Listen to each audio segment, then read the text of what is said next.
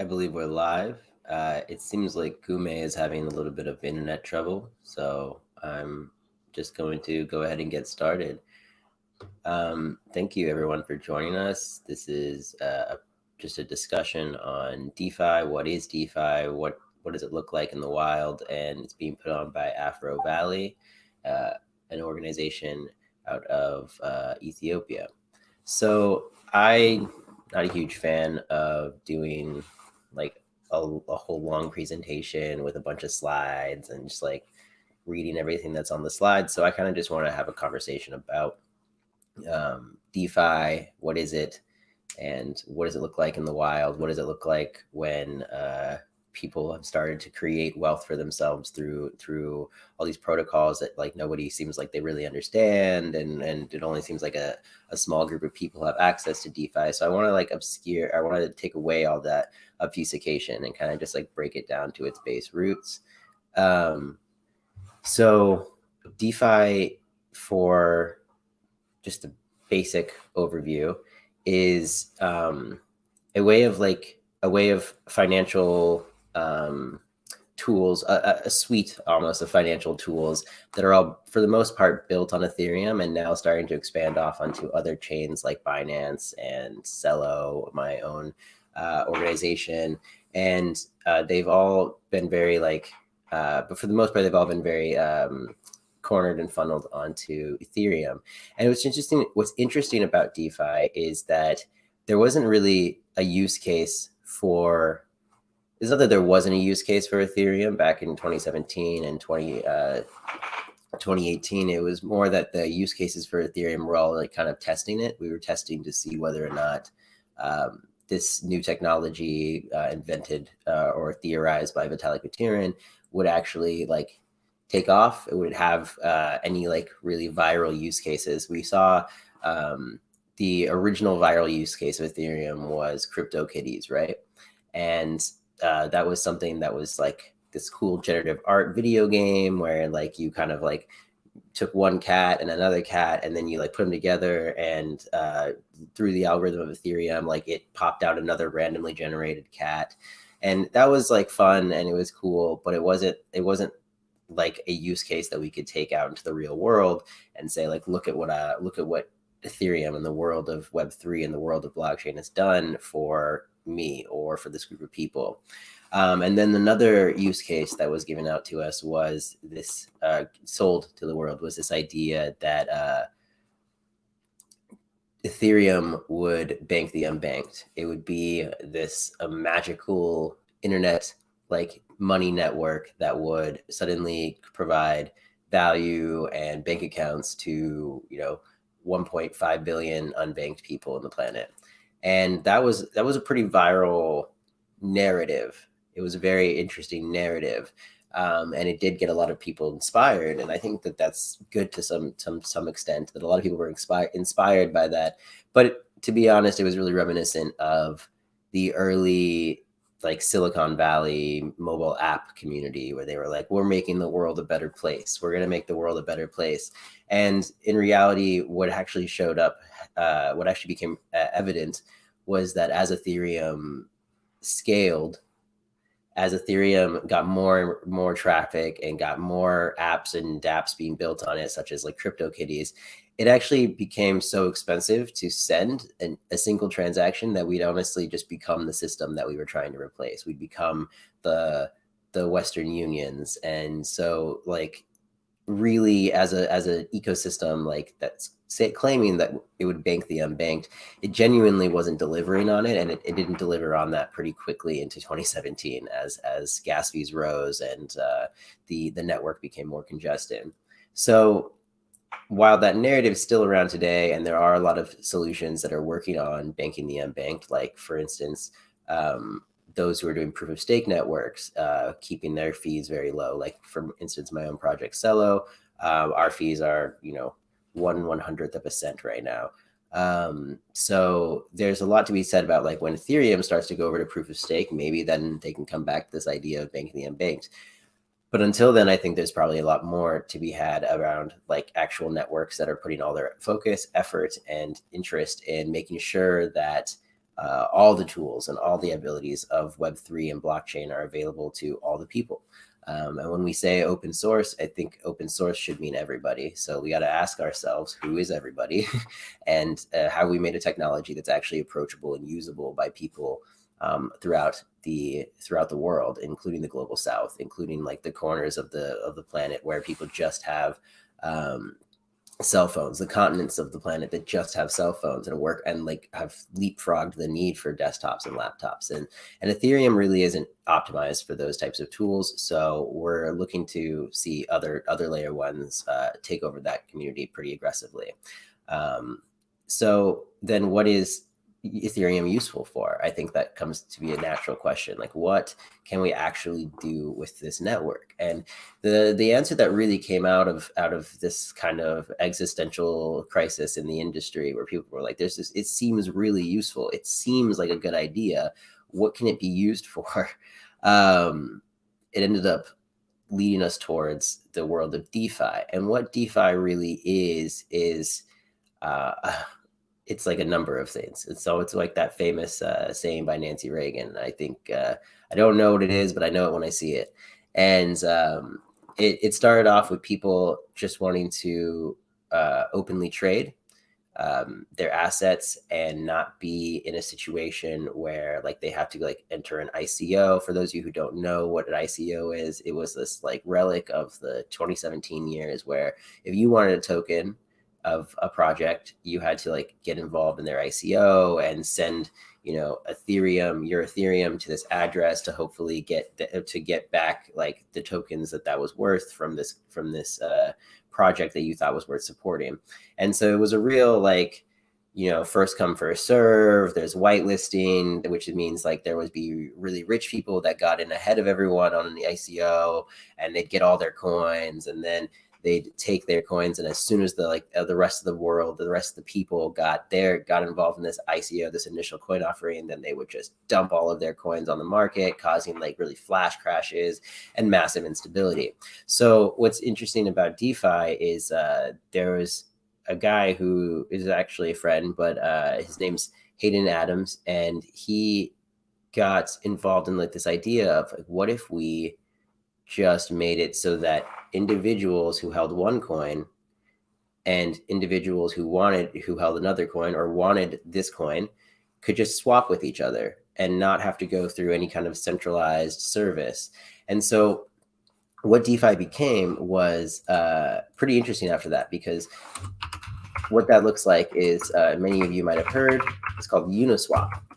And what that ended up doing is creating a huge market for people to literally say, okay, I want this coin, you want this coin, let's swap. But then it also created the ability for all of that to be happening, sure, but then it became provided the ability for liquidity providers, which is people who, let's say we have a box, and in order to like get my coin to you and you want to get your coin to me, we both need to put our coins in this box where neither one of us can see our hands. And then this box represents the third person who was just allowing this swap to happen and providing liquidity. And so it created a whole new ecosystem and like a whole new just community of people who were kind of seeing that for the first time, they didn't need anyone else. They just needed the code. And Ethereum provided this amazing foundation for like these just easy swaps back and forth. Because before that, if you wanted to swap a coin, you needed to go through a centralized service. You need to go through something like a Bittrex or an exchange like Coinbase, and you need to kind of like do it through this very centralized service instead of just having like these automatic aspects.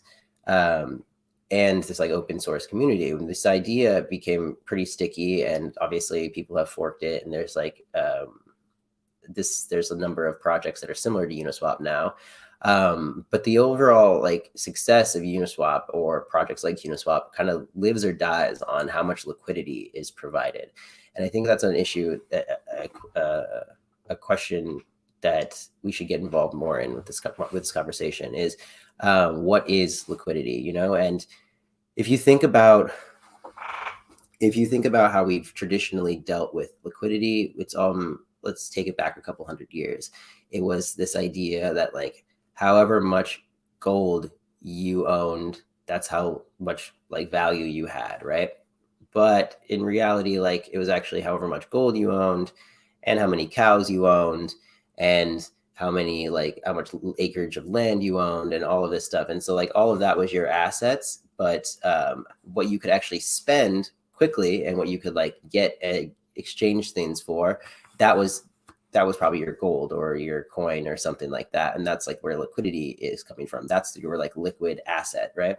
And so what you needed to do with these Uniswap pools is you needed to provide liquidity to a pool, which if we're going to take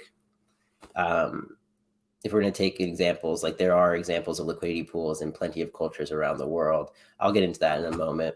But for this example, you had a liquidity pool like Uniswap, wherein I want to exchange these two tokens. I have Ethereum and I have DAI, right? Like a stable coin. So I'm going to pick my two assets that I have, and I'm going to put them into this liquidity pool.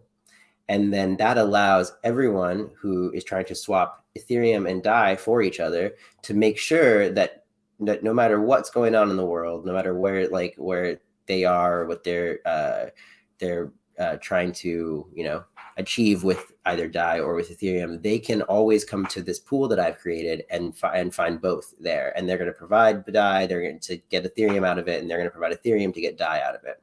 And all this happens for me is like this like arbitrator basically, is that I'm earning interest by just leaving my money, my assets, Ethereum and DAI, in this liquidity pool.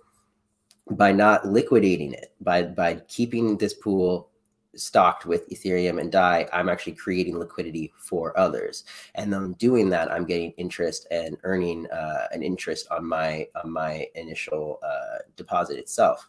And this can be very, very, very valuable for people. This can be like super life-changing in some ways if you get lucky with the right coin. But that's really kind of the basis of early DeFi.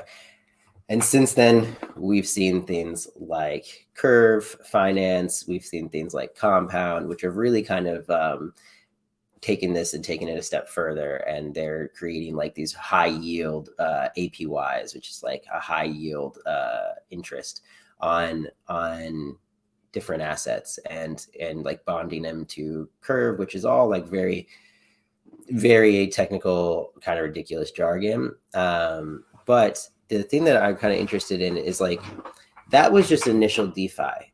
And that was liquidity mining, which is what it's kind of called, or providing liquidity to these liquidity pools and getting interest and then like openly swapping. That was like a really good use case that proved that Ethereum could be used for something, if only for speculation. And in some ways gambling, which is why people tend to refer to people who take part in DeFi very avidly and very aggressively, especially in its early days, as just degens, degenerate gamblers, because to some extent it is very reminiscent of a casino lifestyle. You're hoping that this one token will go up, and hoping that it goes up more than the token that you're swapping for this token.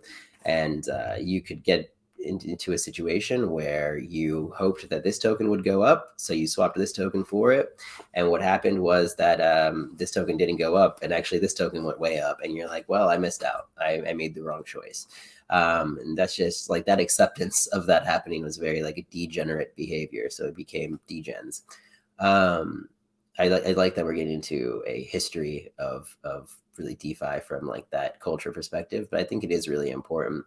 And so then you have kind of the next evolution of it, where you have people creating like, things they've seen in real life. They are creating like and emanating and emulating things they've seen like in Wall Street and things they've seen like in the actual open market. So then you have people creating what's called synthetics. That was the next step for DeFi in a lot of ways. Synthetics are very powerful. And I think that actually is some of the stuff I'm really looking forward to to seeing kind of grow, because I think there's a little bit more stability to this idea of synthetics. But it really, what you need to understand about a synthetic is that like synthetics, or some people might call them derivatives, is like a synthetic asset. And it's actually existed long before, blockchain and DeFi and all of this stuff. It exists in like markets where for example, some of you might know about like Alibaba, right? And or like these stocks, but you can't get exposure to them because you're in a certain one country that can't actually buy stocks on the New York Stock Exchange. So there might be, in your own market, there might be a synthetic, which is like a person who has access to those stocks. And so then they are just matching it one-to-one with like this offering that they're doing in your country. So you're buying Alibaba stock, but you're not really buying it through the New York Stock Exchange or buying directly Alibaba stock. You're buying this thing that represents one share of Alibaba stock. And so that is what a synthetic is. You can also see it, things like derivatives in a more traditional sense. So if you, I don't know, happen to be involved in the farming industry, here's a good example. A cattle rancher, let's say a cattle rancher in India, has 100 cows, and he has to put in a ton of money to raise those cattle to be like big, strong, healthy looking, keep them like immunized and shots. And there's like thousands and thousands and thousands of dollars that goes into just raising one cow. And then all of this is in an attempt to take that cow and go to market, let's say a year and a half from that point where he starts to raise this cow, going to go to market a year and a half from now and sell that cow at market. He's going to hope that that cow brings him a lot of profit and makes all of this work that he's doing to buy the cow or to raise the cow. He's going to hope that that sale makes it worth it. And the interesting thing about that is then that offers an opportunity. That offers an opportunity for an outsider, let's say just a businessman in India, to go up to that farmer and say, okay, I see what you're doing with these cattle. I think that you're doing a really good job raising them. I think that the market isn't going to be very favorable though. And so even though you've done all this work to raise these cattle, you're going to go and you're going to be disappointed when you get to the market and you can't sell them for as much as you were hoping for. Let's say that farmer was hoping to sell this cow for, $30,000. I'm just throwing that out there as a random number. So that's ambitious. And the businessman says, like, I don't think that you're going to get $30,000 at market. The market's trending downwards. Like, people aren't paying as much for cattle these days. And he convinces his farmer to let him, at that moment, before the cattle has ever been raised, the cow has not even left its like mother's side. This businessman comes in and offers the farmer ahead of time, hey, I'll give you $20,000 now. And you just, when the time comes and that cow is fully grown, then you just give me the cow and you don't have to worry about going to market because I'll give you 20,000 now and you don't have to worry about gambling and hoping to get 30,000 at market. So that farmer, if he takes the deal, which he probably would in some situations, says, okay, yeah, that works out. So then what happens there is then the farmer, a year and a half later, goes, gives the cow to the businessman, and the businessman says, awesome, so glad I paid you 20,000 for this. The businessman turns right around, potentially turns just directly around and says, okay, I'm going to sell this cow on market for $60,000. And he, through his network connections, through any way, maybe he understands the selling market a little bit better. Let's say he pulls that off. He has just engaged in like a derivative trading, and that farmer has also engaged in derivatives. He sold a future that he couldn't guarantee. And why I say that is, think about this. Sure, that went really well for the businessman that time, but that farmer could have had a plague hit his farm. He could have had some kind of issue where the cow breaks its leg or some kind of sickness that hits it. And now that cow dies or is very sickly and definitely isn't going to be worth, either 20,000, 30,000 or 60,000 on market. But that's not the farmer's concern, because the farmer, he was selling the future of this cow when he couldn't see the future of the cow. So then now that's not really his concern. It's actually the businessman's concern. The businessman made a bad investment. He shouldn't have bought the future of this cow. And so I know that was a very like kind of, away from DeFi description, but I think it's easier to describe it in like terms that we actually kind of understand pretty wholeheartedly. And so you take that example and you can apply it to a number of things in the space that have become like synthetics and derivatives. For instance, there are people who are working on derivatives for mining, and that's something that's actually very interesting. Is like, can you pay miners, like Bitcoin miners, for their future work that they're doing on the network to earn Bitcoins? They're saying, okay, I'm hashing out these numbers, I'm looking through the code or through the algorithms and having my computer computate them, hoping that I can, help validate these blocks and receive Bitcoin in return. But they have to maintain a lot of, they have to have a ton of power supplying their system. They're like out constantly looking for cheaper and cheaper power. So what also can become interesting is now businessmen can come in and be like, hey, I'll give you, this much money for all of your, future Bitcoin that you're going to get in the next like 6 months.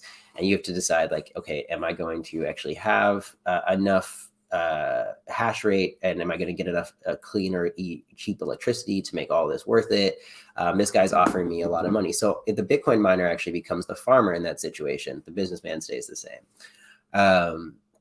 And so then that's an interesting evolution of DeFi, where people are kind of starting to trade like the future of something, or like maybe a synthetic asset where they're like, this isn't really an asset. It's more about like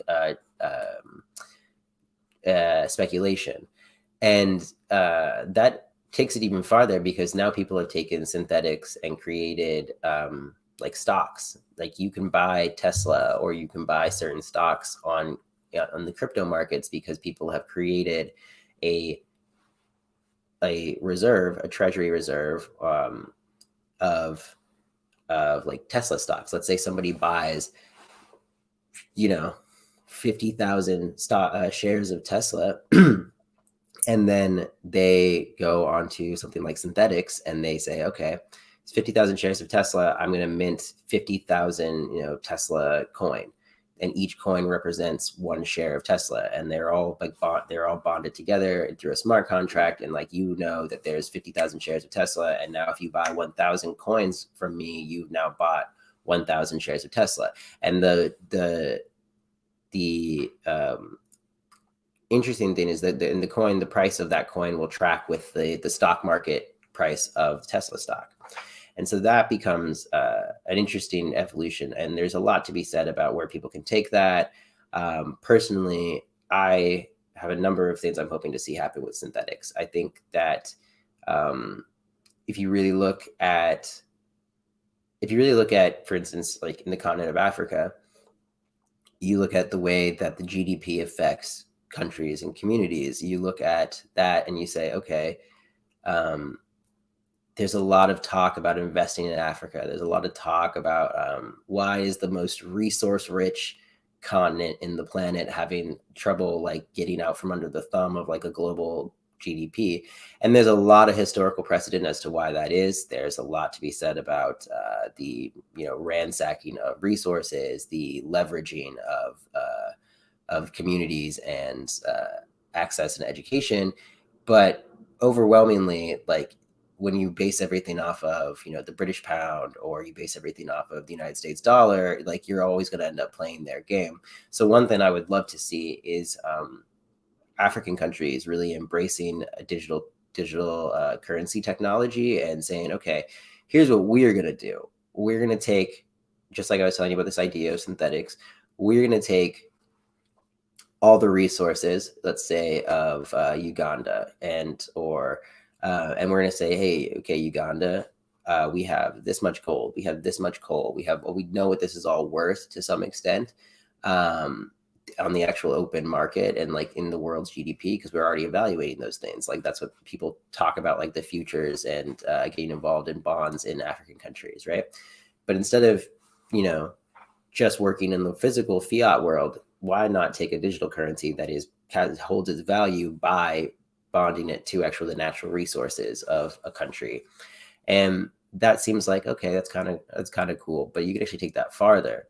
And one of the best like the smartest things that an organization of countries has done is after World War II, people think like the euro just magically happened, but the euro happened because of World War II, and it happened in response to a suddenly very powerful United States and a very powerful Russia, and two giant powers with like a lot of access to natural resources. United States, I believe, is the only country with access to two oceans. So the United States traded numerous contracts to provide, like the British, they would say, hey, we're going to make you guys a bunch of guns for the war, but you need to give us, your islands here in the Caribbean, or you need to give us your islands out here in the South Pacific. And this was suddenly a powerhouse, suddenly a financial powerhouse that Europe couldn't compete with because Europe had completely trashed itself. So enter the Eurozone, wherein now you are able to say, okay, we're going to bond all of our assets and all of our resources together, and say that now is represented by the euro. So when I'm talking about like African countries bonding their resources to a digital currency, it's actually not that crazy because it's been done before, just not in a digital currency. And so you can take it even farther and say, hey, what if we bonded not just Uganda, but Kenya and Ethiopia and Sudan, and said, hey, now we're going to take the natural resources of all of these countries and bond them to a digital currency that is, represented like by all of our natural backed currency, natural resources.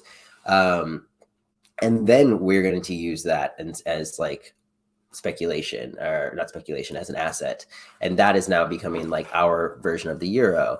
And now the rest of the world doesn't have the ability to, say like, oh, well, Ethiopia or Uganda only like made this much money this year in USD. It's like the rest of the world now has a speculative asset that they can get involved in and try and buy, because they say, oh, this actually doesn't rely on fiat at all. It's relying on the actual, resources within these countries and then bonding them together. So I actually think that you want to talk about like borderless exchange, you want to talk about like deleveraging from a colonial financial ecosystem. I think that digital currency actually provides a really interesting way of doing that. And the thing that is allowing those ideas to come into fruition is definitively like DeFi.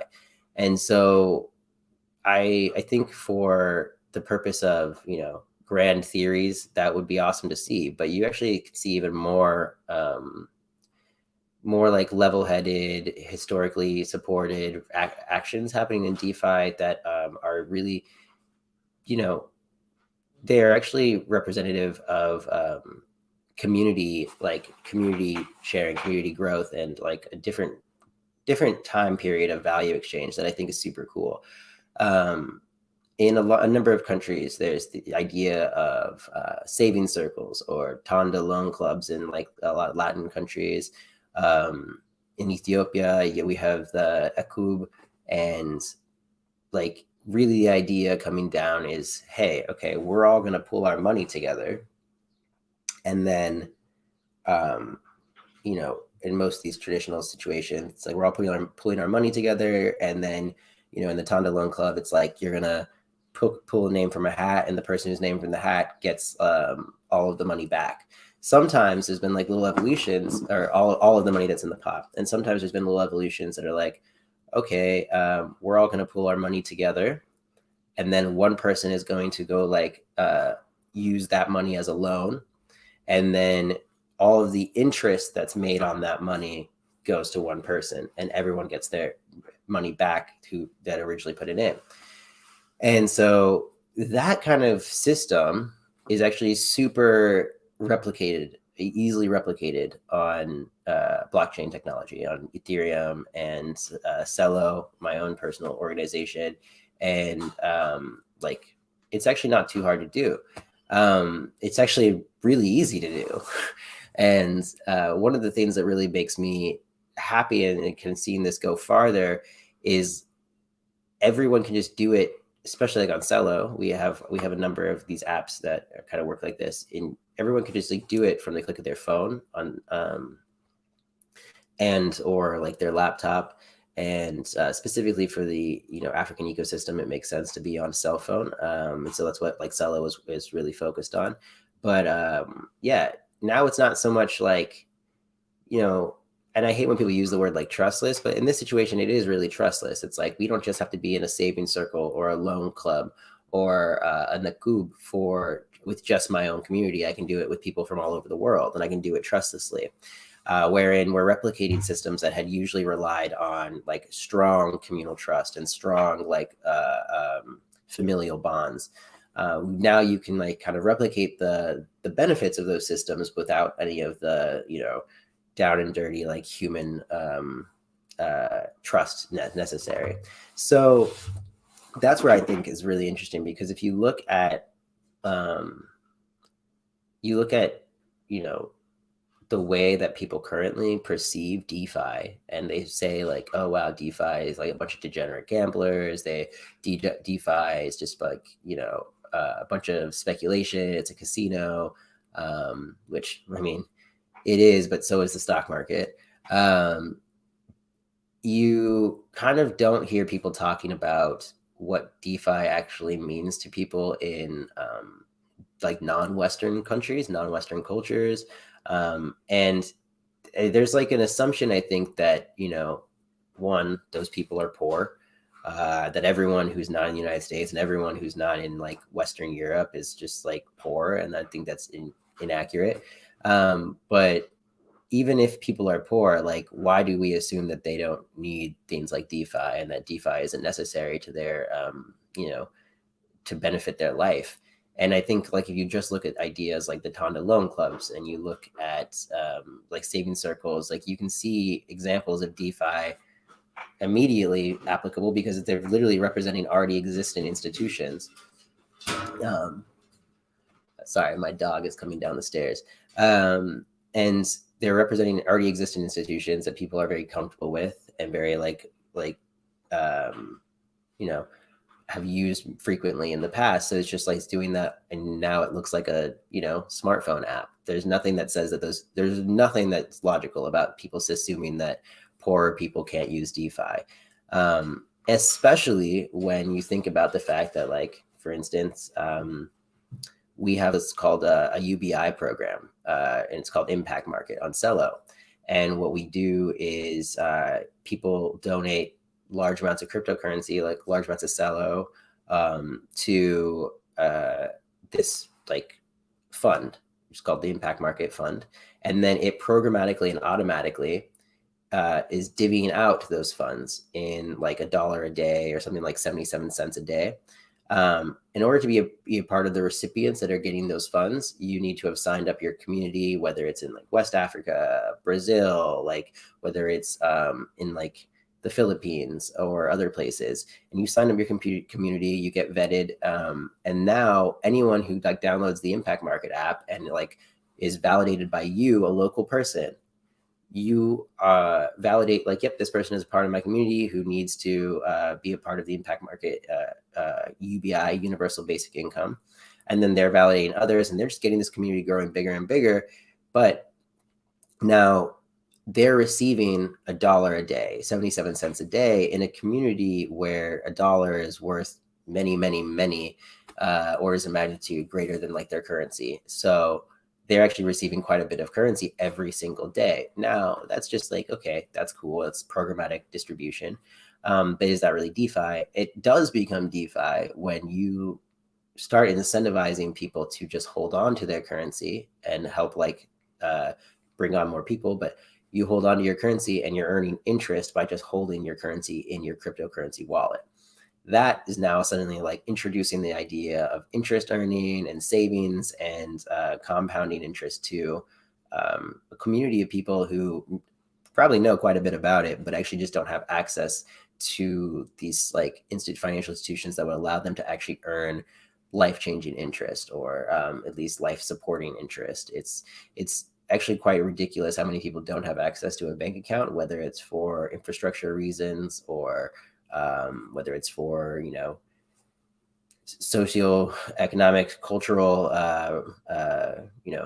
issues. Like some people are of a certain gender and they live in a culture that won't let that gender have access to a bank account for no good reason.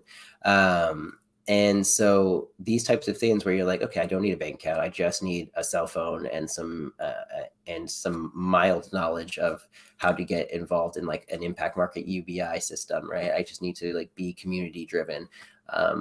It changes things for a lot of people, and that itself is DeFi. So I think what we're seeing right now is this evolution of like DeFi was potentially just a use case, then it became the use case, and then it was turned into like, okay, this is a bunch of degenerates, and we're kind of slowly coming out of that degenerate phase and into like there are specific communities, there's specific use cases, and there's specific reasons why people would use this technology, and we're kind of coming into like more of a mature ecosystem and space around what is DeFi and how is it useful.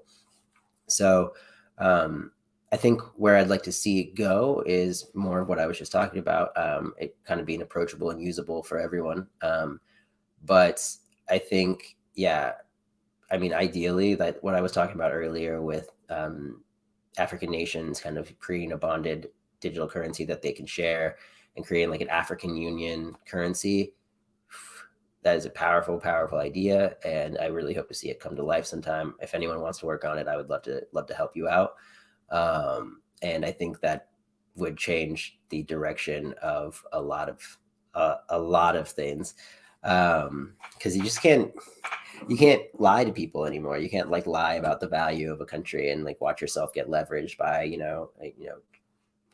Chinese trade, Western like development, arms sales, all that stuff comes down to like leveraging the resources of these countries. And so I think entering that game would be incredible. But other than that, where I'd love to see it go is really just an expansion and maturity around everything that's already happening. As new projects that are worth getting involved in come out, one of the best parts about Uniswap and projects like Uniswap is like now it's evening the playing field to some extent. If a really cool project comes out that has a cryptocurrency attached to it that you hear about and you do your own research and you really, really get into the understanding what it could do and what its use case is, and you say, okay, I really believe in this coin. Now you can go to an open market of exchange and say, okay, I have one Ethereum that's going to give me 40,000 of this coin that I actually think is really cool. And like this project is very interesting and like is well built. I've done my own research. I'm going to get involved and just swap one Ether for 40,000 of this coin. And that is something that, was a lot harder to do a few years ago. And you're looking at, suddenly someone who didn't have access to a ton of funds, if that coin does do well, now they've got 40,000. Let's say that coin goes up to $1. Now they have $40,000 and they bought it at like 2 cents. So these types of swaps and this kind of ecosystem is actually pretty cool and could potentially, like with better and better projects and more information and education to people, which is why I'm here with Afro Valley. I'm just trying to get people educated from my home region. I come from Ethiopia. I think that it is actually quite a cool innovation. And then, we could get into the future of what it means to like have Bitcoin on Ethereum and like actually creating bridges. And that's just really exciting because that essentially is like Ethereum is the computer that can make a lot of this cool stuff happen. Bitcoin is a hard asset that just not hard. It's a digital asset that people just find valuable because they find it valuable as a community, as the world. Enough people have given it value and ascribed value to it that it is the most valuable digital asset on the planet. So, it's something to be said about having the ability to take that most valuable asset and actually represent it synthetically on Ethereum. And so there's a lot of people doing work on that. I myself have done some work on that with TBTC and the Keep network. And at Cello, we're building a bridge to kind of bridge to all of these ecosystems to allow for everyone to kind of start freely swapping between between these chains. But that's getting into the weeds, and we don't need to get into the nitty gritty that extent. And we'll save that for next time. The important thing is, yeah, the future of DeFi and the future of, you know, digital assets and synthetics and all stuff is actually looking pretty bright. If you want to learn more, I suggest you, you know, follow me on Twitter, follow a number of people on Twitter, but also just like do your own research, read up on these blogs, look into what it means to, you know, the risks of liquidity mining. And there are risks. There is, if there's a flash crash and everybody pulls their money out at once, like you can, you know, you can lose quite a bit of money. So that's why it's degenerate. But I think, like, when I think of the future, I just think of how currently DeFi and Ethereum has made a very small group of people who are already getting rich off Ethereum, has made that small group of people drastically richer and keeps making them richer and richer and richer. And I'm hoping to see a DeFi world where I see Ethiopians, I see like Ugandans, Sudanese, and all sorts of people from all over the world, like creating these DeFi ecosystems for themselves, and not just letting the narrative and the value be trapped, honestly, by these communities that aren't actually looking beyond themselves.